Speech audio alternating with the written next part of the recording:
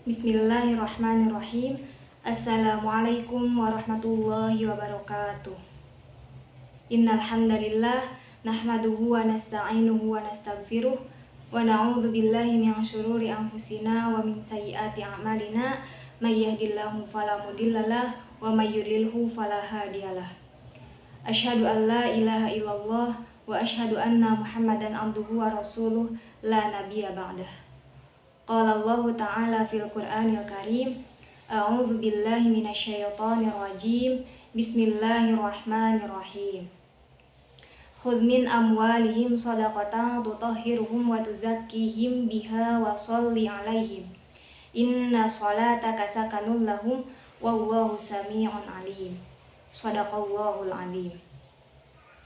Puji dan syukur marilah kita panjatkan kehadirat Allah Subhanahu wa Ta'ala.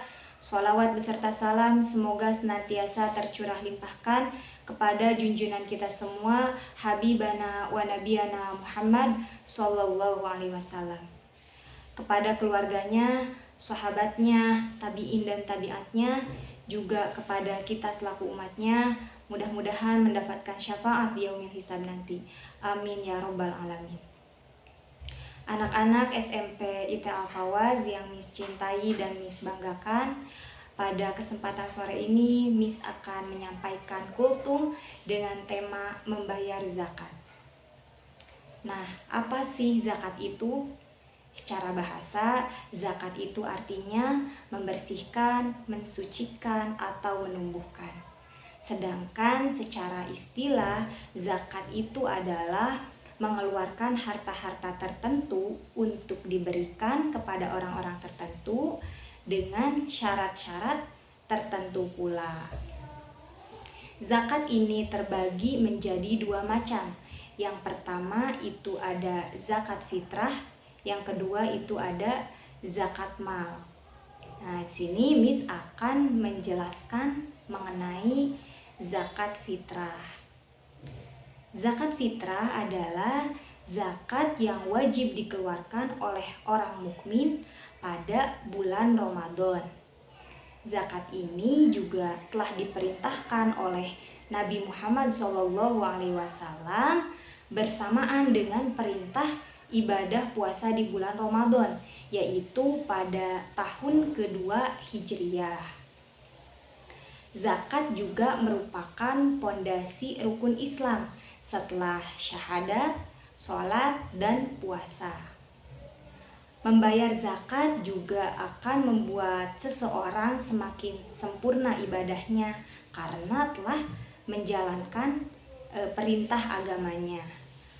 Allah Subhanahu wa Ta'ala juga akan mensucikan harta orang-orang yang telah menunaikan zakat. Zakat juga bermakna tumbuh atau berkembang. Allah di sini menegaskan bahwasannya ketika kita mengeluarkan zakat itu akan membuat harta kita bertambah atau berkembang, bukannya malah membuat harta kita berkurang gitu. Adapun waktu yang paling dianjurkan ketika membayar zakat, kapan waktunya? Yaitu ketika selepas sholat subuh dan sebelum melaksanakan sholat Idul Fitri. Nah, ketika zakat ditunaikan setelah terbenamnya matahari pada hari raya Idul Fitri itu diharamkan. Adapun untuk besaran yang harus dikeluarkan ketika kita berzakat, berapa sih yang harus dikeluarkan? Nah, yang harus dikeluarkan itu sebanyak 1 sok makanan pokok kita sehari-hari. Karena kita tinggal di Indonesia gitu ya, dan makanan pokok kita sehari-hari nasi, berarti yang dikeluarkan itu zakatnya beras gitu ya, sebanyak 3,1 liter atau setara dengan 2,5 kg beras. Nah, adapun orang yang berhak untuk menerima zakat, terdapat 8 golongan orang yang berhak menerima zakat. Yang pertama itu ada orang fakir. Nah, orang fakir ini adalah orang yang tidak mempunyai pekerjaan, tidak mempunyai penghasilan untuk memenuhi kebutuhan hidupnya, untuk memenuhi kebutuhan pokok hidupnya dan tanggungannya. Nah, yang kedua itu ada orang miskin. Orang miskin ini dia mempunyai pekerjaan, dia mempunyai penghasilan, tapi tidak mencukupi kebutuhan sehari-harinya gitu. Yang ketiga itu ada amil zakat atau orang yang mengelola zakat, orang yang mendistribusikan zakat. Yang keempat itu ada mu'alaf atau orang yang baru masuk Islam. Golongan kelima itu ada hamba sahaya atau budak yang ingin memerdekakan dirinya.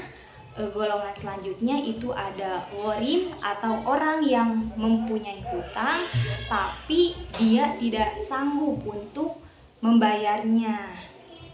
Golongan yang selanjutnya, golongan yang ketujuh itu ada ibnu sabil atau orang yang sedang melakukan perjalanan atau musafir, tapi perjalanan tersebut dilakukan atas dasar ketaatan kepada Allah Subhanahu wa Ta'ala. Nah, yang terakhir itu ada fisabilillah atau orang yang sedang berjihad atau orang yang sedang berjuang di jalan Allah dengan dakwah gitu atau dengan membantu sesama.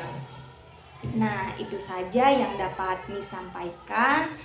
Semoga kalian dapat mengambil intisari apa yang barusan disampaikan. Mohon maaf apabila ada kesalahan dan kekurangan. Wallahul muwafiq ila aqwamit thoriq. Wassalamualaikum warahmatullahi wabarakatuh.